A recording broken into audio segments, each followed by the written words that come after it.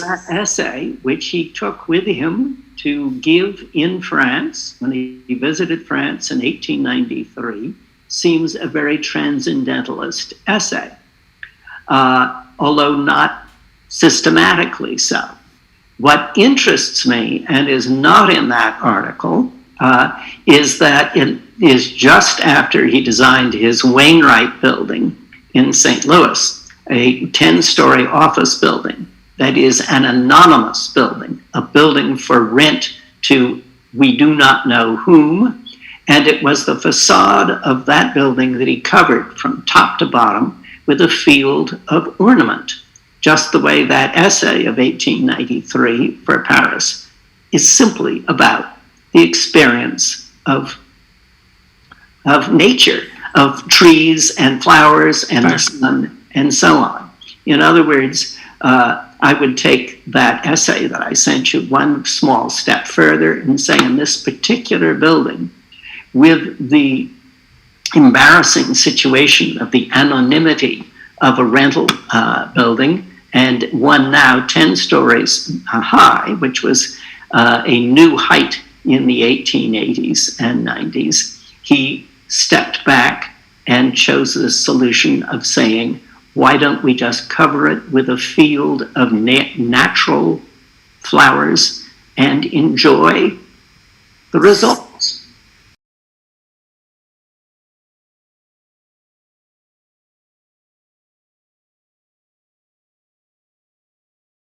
When asked, or what he was prepared to answer when he got to France, was exactly that, with an essay about nature, about sunlight and leaves and the surface of nature around us.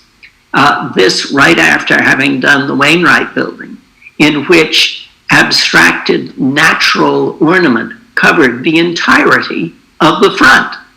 That is to say, his answer to that question was to soften the American city using this new technology of terracotta sheets on a steel frame. In other words, the terracotta sheets were produced by artists in factories and then shipped to the site and attached to the steel frame. The ornament was not chiseled onto an existing stone surface. It was a new technology of building, and this was a new way of using that technology to ornament and to soften the building.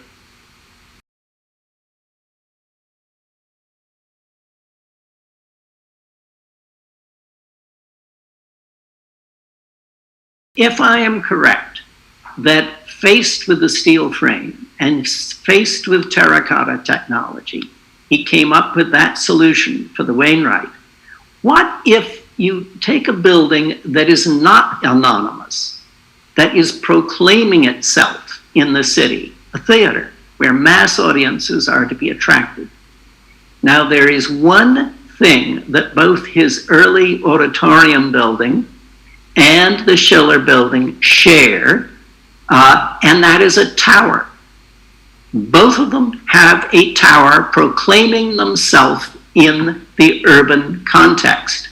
And where do you think Louis Sullivan had his office until the end of his life? Does anyone know? The top floor of the tower of the auditorium. And where did Frank Lloyd Wright start his practice? Where was his office in the 1890s? Somebody tell me. The Schiller building. Schiller building. The top of the Schiller building, the top floor of the Schiller building was where Frank Lloyd Wright had his office when he first started as an architect. Louis Sullivan, after he built the auditorium, for decades had his office at the top of the tower of the auditorium. That's my answer.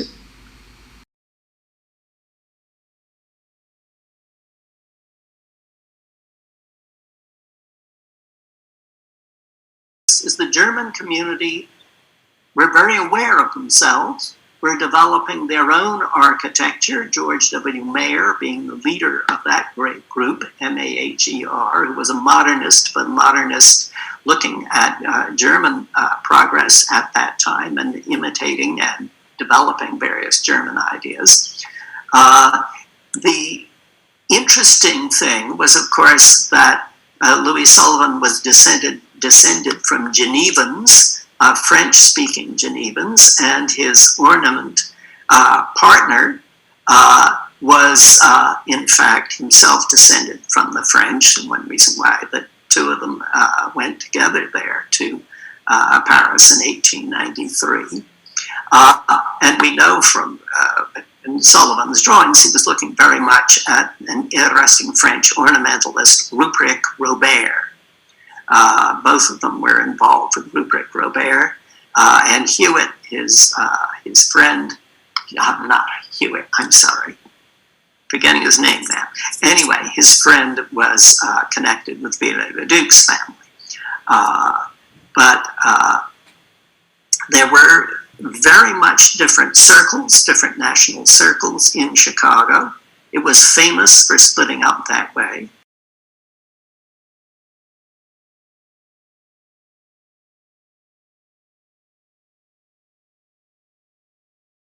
When he started at the end of his career doing banks around the countryside, that he was very attentive to changing the message of each building with its context. So I would be hesitant to answer that question without sitting and thinking and reading about how the fraternity temple would have fit in the urban context. And I think in talking about Sullivan, you have to do that.